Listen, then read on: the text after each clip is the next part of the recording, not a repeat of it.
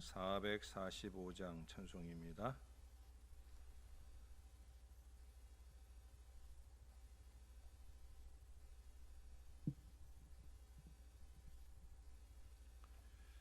태산을 넘어 험곡에 가도 빛 가운데로 걸어가면 주께서 항상 지키시기로 약속한 말씀 변치 않네. 하늘의 영광 하늘의 영광 나의 맘속에 차고도 넘쳐 할렐루야를 힘차게 불러 영원히 주를 찬양하리. 캄캄한 밤에 다닐지라도 주께서 나의 길 되시고 나에게 밝은 빛이 되시니 길 잃어버릴 염려 없네. 하늘의 영광 하늘의 영광 나의 맘속에 차고도 넘쳐 할렐루야를 힘차게 불러 영원히 주를 찬양하리. 광명한 그 빛 마음의 바다 찬란한 천국 바라보고 할렐루야를 힘차게 불러 날마다 빛에 걸어가리. 하늘의 영광 하늘의 영광 나의 맘속에 차고도 넘쳐 할렐루야를 힘차게 불러 영원히 주를 찬양하리. 아멘. 그 다음 찬송 한 장 더 합니다. 446장 찬송입니다. 주 음성 외에는 참 기쁨 없도다. 날 사랑하신 주 늘 계시옵소서. 기쁘고 기쁘도다 항상 기쁘도다. 나 주께 왔사오니 복 주옵소서. 나 주께 왔으니 복 주시옵소서. 주 함께 계시면 큰 시험 이기네. 기쁘고 기쁘도다 항상 기쁘도다. 나 주께 왔사오니 복 주옵소서.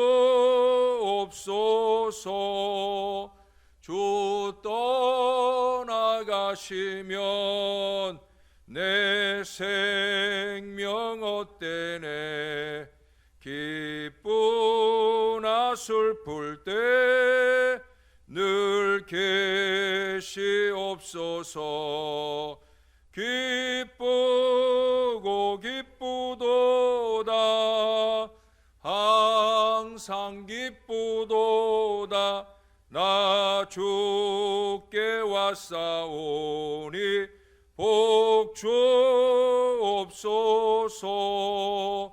그 귀한 언약을 이루어 주시고 주 명령 따를 때 늘 계시옵소서. 기쁘고 기쁘도다 항상 기쁘도다. 받사오니 복 주옵소서.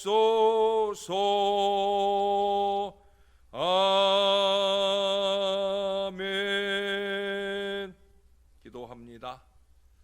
좋으신 아버지, 이 아침도 우리가 주님의 기쁜 은혜 가운데 거할 수 있도록 인도해 주시니 감사합니다.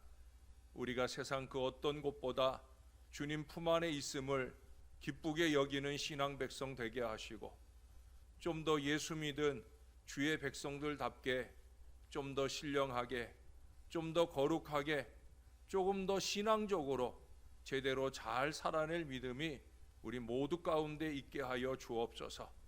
북이스라엘이나 남유다나 하나님 믿는다는 백성들이었는데 그들이 그렇게 멸망당한 미래를 살게 되는 걸 보게 되면서 우리도 정신을 바짝 차려낼 수 있도록 더욱더 주님의 주시는 경고로 옷깃을 여미며 주님의 뜻대로 살 믿음의 결단이 새벽마다 우리 가운데 넘치게 도와 주시옵소서. 우리 하나님 감사합니다. 예수님 이름으로 기도합니다. 아멘. 오늘도 호세아서 말씀입니다. 오늘은 호세아 4장 11절에서 마지막 19절까지 오늘의 본문으로 상고하겠습니다. 11절입니다. 마음을 빼앗느니라. 내 백성이 나무에게 묻고 그 막대기는 그들에게 고하나니 이는 그들이 음란한 마음에 미혹되어 하나님을 버리고 음행하였음이니라. 그들이 산 꼭대기에서 제사를 드리며 작은 산 위에서 분향하되 참나무와 버드나무와 상수리나무 아래에서 하니 이는 그 나무 그늘이 좋음이라. 이러므로 너희 딸들은 음행하며 너희 며느리들은 간음을 행하는도다. 너희 딸들이 음행하며 너희 며느리들이 간음하여도 내가 벌하지 아니하리니 이는 남자들도 창기와 함께 나아가며 음부와 함께 희생을 드림이니라. 깨닫지 못하는 백성은 망하리라. 이스라엘아, 너는 음행하여도 유다는 죄를 범하지 못하게 할 것이라. 너희는 길갈로 가지 말며 베다웬으로 올라가지 말며 여호와의 사십을 두고 맹세하지 말지어다. 이스라엘은 완강한 암소처럼 완강하니 이제 여호와께서 어린 양을 넓은 틀에서 먹인같이 그들을 먹이시겠느냐. 에브라임이 우상과 연합하였으니 버려두라.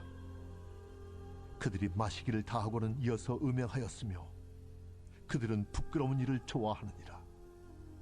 바람이 그 날개로 그를 쌌나니 그들이 그 재물로 말미암아 부끄러운 일을 당하리라. 아멘. 서양 역사에 남아있는 웃기는 실화가 있습니다. 스페인 남단의 지브롤터라고, 그곳이 18세기 말에는 영국의 지배 아래 있었습니다. 그래서 그 지브롤터를 중심으로 영국이 유럽 대륙의 진출의 교도보로 삼은 그런 철옹성 요새였어요.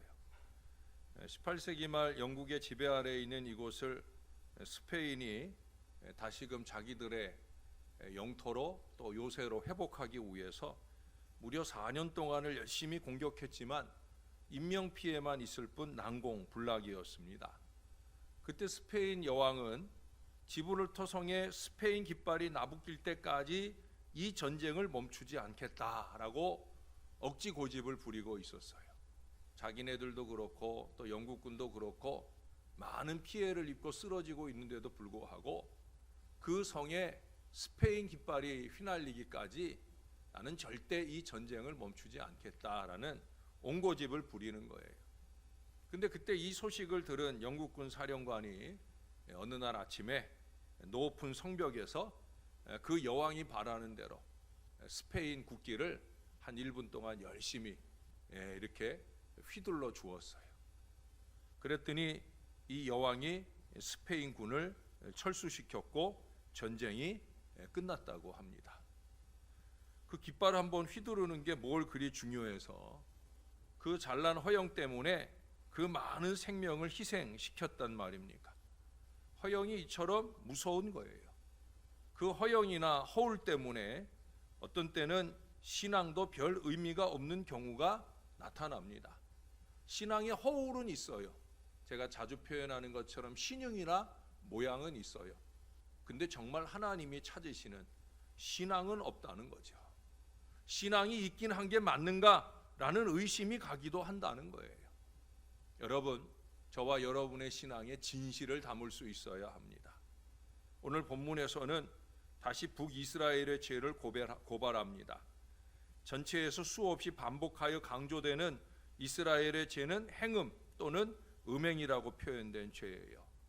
하나님 아닌 우상을 숭배하고 사랑하고 섬긴다는 거죠. 하나님께서는 이 북이스라엘을 완강한 암소로 비유하시면서 거기 17절에 보면 에브라임이 우상과 연합했으니 버려두라 이 말씀을 하셔요. 그 앞에 14절 하반절에 깨닫지 못하는 백성은 망하리라 하셨고, 이제 망할 이 이스라엘을 그냥 버려두라.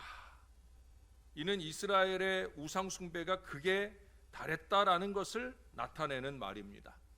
결국 우상과 연합한 이스라엘은 구제불능 상태에 이르렀으므로 그대로 버려두고 유다나 하나님을 열심히 섬겨 거룩함을 유지할 것을 하나님께서 15절에 말씀하고 있는 거예요. 이러한 말씀은 곧 북이스라엘의 멸망이 가까웠다라는 걸 암시하는 겁니다. 하나님께서 죄악 중에 있는 자를 버려두라 라고 하시는 것은 곧 그 존재의 멸절을 의미하는 것이기 때문이에요. 여러분, 버려두라 이 말 들으면 희망이 없어요.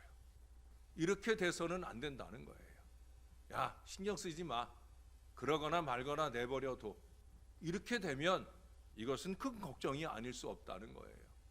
거기 18절 이하에 보면 하나님께서는 그렇게 부끄러움을 좋아하는 자들이 그들의 행위로 인하여 부끄러움을 당하게 될 것임을 말씀하셔요. 바람이 그 날개로 그를 쌌다 하는 이 말씀은 태풍과 같은 그 위력적인 심판이 그들을 둘러싸고 있음을 의미하는 거예요. 이제 곧 태풍이 동경을 향해서 간다고 그러잖아요. 하지 말아야 될 올림픽을 해서 그래서 그런 건 아닌가 하는 안타까운 마음이 듭니다. 허울 때문이지요. 안 해도 되는데 그걸 굳이 여러 위험적 어려움을 두고 그것을 구태여 그렇게 강행하는 것들이 제가 볼 땐 하나님 마음에 들지 않는 것 아닌가 하는 안타까운 마음이 들어요. 그래도 우리 선수들이 기왕에 갔으니까 가서는 좋은 성적들을 좀 냈으면 하는 간절한 바람과 기도도 우리에게 있어야 할 것입니다. 어찌됐든지 간에 하나님께서 지금 이 이스라엘을 향한 심판을 강력하게 준비하고 계신다는 거예요. 하나님이 우리를 향해 준비하시는 것이 은혜가 되어야 하고 복이 되어야 하는데 심판을 준비하고 계신다라고 하는 것만큼 답답하고 안타까운 일이 어디 있어요. 이스라엘은 자신들의 안녕을 위하여 우상에게 가서 빌었지만 오히려 그로 인해서 멸망당하는 수치를 당게 되었다는 거예요. 여러분, 무엇이 영적으로 유익되고 필요한 것인지를 제대로 잘 깨달아야 합니다. 깨닫지 못하면 망하는 거예요. 깨달아야 돼요. 지금도 우리가 다른 그 무엇보다 우리 하나님께 빌어야 될 때다라는 사실을 좀 믿는 백성들이 깨달아야 된다는 거예요. 나라가 이처럼 어려운 때 우리가 해야 될 일이 뭔가 정신 바짝 차리고 더 열심히 있게 주님을 찾으며 주님께 매달리고 기도해야 된다는 거예요. 적어도 하나님 믿는 사람들이라면 이걸 깨닫고 좀 더 신령하게 주님의 길을 열어가야 된다는 거예요. 멸망을 예비하셨던 하나님이라도 그 멸망을 거두시고 축복을 주시기 원하는 그 간절함이 생길 수 있도록 그렇게 살아내야 된다는 거예요. 그래서 여기 15절에서 이스라엘이 범죄한 비유를 든 후에 죄를 범하지 말라고 유다에게 경고를 하고 있어요. 이것은 매우 필요한 주의였어요. 이스라엘 사람들은 가까운 이웃이었고 수요가 더 많았으며 번성한 나라였어요. 더군다나 그들 역시도 하나님을 믿는다 하면서도 행음하여 우상을 섬기니 이제 이웃한 유다가 걱정이셨습니다. 그러나 유다에는 이스라엘보다 더 큰 영적 지식의 수단이 있었고 성전과 제사장 그리고 다윗 가문의 왕이 있었잖아요. 그러므로 유다는 더 죄를 범치 말아야 할 이유가 있다는 거예요. 세상은 그럴지라도 너희 하나님 믿는 사람들이라면, 하나님과 더 가까운 너희들이라면 너희는 그러지 말아야지. 오늘 우리들을 향한 하나님의 요청이고 권면이기도 합니다. 여러분, 이스라엘보다 유다에게 더 많은 것을 기대하는 것처럼 세상에서보다 우리들에게 하나님은 더 많이 기대하시기에 우리 하나님은 세상에서보다 우리들에게, 이스라엘에게보다 유다에게 더 많은 상처를 받게 되실 것이기 때문에 그렇게 유다에게 경고하시고 또한 유다를 통해 우리들에게 경고하고 계셔요. 혹 이스라엘이 행음한다 할지라도 유다마저 그래서는 안 된다라는 거예요. 그렇게 되면 하나님은 세상의 신앙을 고백하는 백성을 하나도 가지지 못할 것이기 때문입니다. 여러분, 오늘날 예수 믿는 사람들이 더하다 이런 말이 나돌 정도로 심각한 신앙 윤리의 위기를 만나고 있어요. 아니, 윤리는 고사하고 기본적인 신앙도 없는 게 아닌가 싶은 그런 모습들이 오늘날 교회 안에 너무 많다는 거예요. 여기 15절 중간에 보면 너희는 길갈로 가지 말라 하셔요. 나중에 9장 15절이나 12장 11절에 보면 거기에는 우상 숭배 등 모든 사악함이 있기 때문임을 말씀하고 있어요. 근데 여러분 생각해 보세요. 길갈이 어떤 곳이에요? 예? 이스라엘이 요단강을 건너서 가나안에 처음 들어갔을 때 바로 이 길갈에서 할례도 행하며 신앙의 재무장이 이루어졌던 신앙 갱신의 역사가 있던 곳이 바로 길갈이에요. 40년 광야 여정 중에 혹시 무너졌던 신앙은 없는지 돌아보고 우리는 이제 이 가나안 땅, 이 세상 가운데 살게 될지라도 우리는 하나님 백성이다. 우리는 하나님 믿는 사람들이다.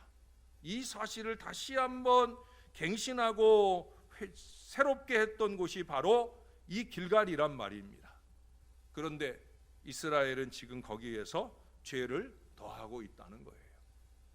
분명히 은혜로 시작했었는데 육신적, 세속적으로 되어버렸다라고 하는 거예요. 제가 늘 자주 말씀드리잖아요. 은혜로 시작했으면 은혜로 지키고 은혜로 마쳐야 되죠.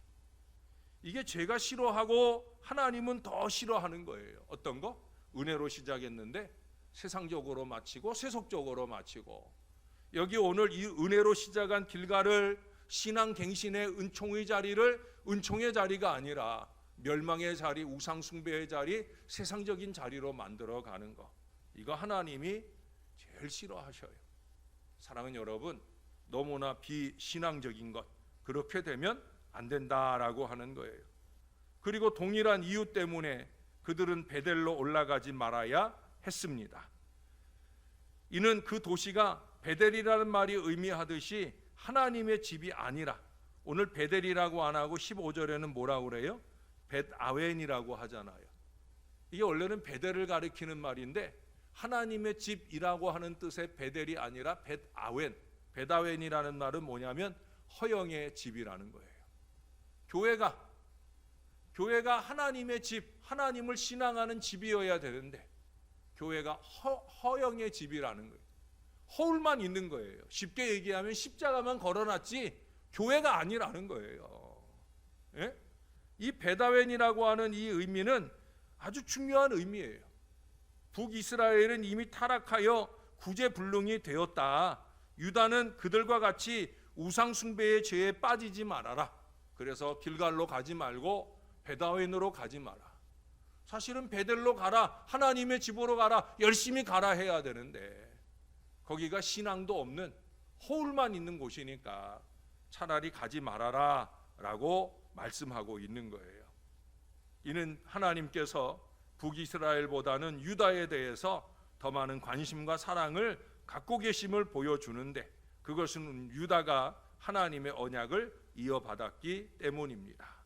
하나님께서는 다윗 왕에게 언약을 주셨고 그 나라와 위를 영원히 견고히 하시겠다 약속하셨습니다. 하나님께서는 유다 왕국이 언약의 정통성을 잇는 백성이었기에 그들만큼은 영적인 순결을 유지하며 남아주기를 간절히 원하고 계시는 거예요. 그것은 오늘 이 패역한 세대 가운데 바로 우리 교회들을 향한 바람이기도 하십니다. 베델, 하나님의 집이 벳아웬, 즉 허영의 집, 허울의 집이 되는 이 심각한 위기가 오늘날 교회에도 있기 때문입니다. 여러분, 새벽 아침마다 하나님을 찾는 저와 여러분이라도 정신을 바짝 차려야 합니다. 신앙의 허영, 신앙의 허울, 다시 말해서 외식만, 신용과 모양만 있는 바로 그런 신앙이 되어서는 안 된다는 거예요. 한 발 더 나아가 그 허영이 곧 교만이 되는 문제가 우리 안에 있지는 않은지 돌아볼 수 있어야 된다는 거예요. 여러분, 말씀을 한 군데 좀 찾아보겠습니다. 시편 31편의 말씀입니다. 시편 31편, 좀 무서운 말씀이기도 하지만 거기 18절을 보세요. 18절입니다. 교만하고 완악한 말로 무례히 의인을 치는 거짓 입술이 말 못하는 자 되게 하소서. 너희 모든 성도들아, 여호와를 사랑하라. 여호와께서 진실한 자를 보호하시고 교만하게 행하는 자에게 엄중히 갚으시느니라. 허영과 허울과 신용과 모양으로 교만하게 행하는 자에게 하나님은 거짓 입술이 말 못하는 자 되게 할 정도로 갚아 주신다라고 하는 거예요. 사랑하는 여러분, 우리는 진실한 자를 보호하시는 하나님의 은혜 안에 있어야 합니다. 무엇이 신앙적인 것인지 제가 여러분들에게 하나님의 말씀을 통해 강조하고 부탁드리는 대로 좀 더 신령하고 거룩한 은혜 아래 열심히 살아서 겸손히 하나님만 의지하고 그 주님께 부르짖는 믿음으로 우리 하나님의 짐을 열심히 있게 채우고 살아가는 저와 여러분들이 늘 될 수 있기를 우리의 구주가 되시는 예수님의 이름으로 간절히 축원합니다. 기도하겠습니다. 좋으신 아버지, 오늘도 우리가 말씀을 받습니다. 세상이 듣지 못하는 주의 말씀으로 깨닫습니다. 언제나 말씀을 펼칠 때마다 말씀을 통해 신령하게 깨닫는 주의 백성들이 되게 하여 주옵소서.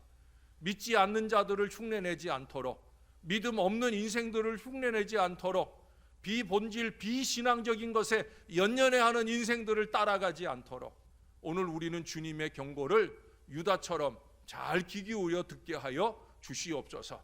주님이 우리를 구별하셨고 거룩한 백성이라 인쳐주셨고 세상은 어떠하든지 우리는 하나님의 백성답게 신령하게 거룩하게 살아야 하는 것임을 잊지 말게 도와주옵소서. 무엇보다 우리 안에 있는 모든 신앙적 허울들을 다 거두어내게 도와주옵소서. 한 구절 한 구절 주의 말씀을 붙들고 한 번 한 번 주님 앞에 간절히 기도하면서 그렇게 주님께 매달리고 의지하여 주님의 큰 은혜, 주님의 큰 구원의 장중에서 승리하는 역사를 열어가는 소망의 백성들이 될 수 있도록 은혜를 베풀어 주옵소서. 이제 7월의 마지막 한 주간을 남겨두었습니다.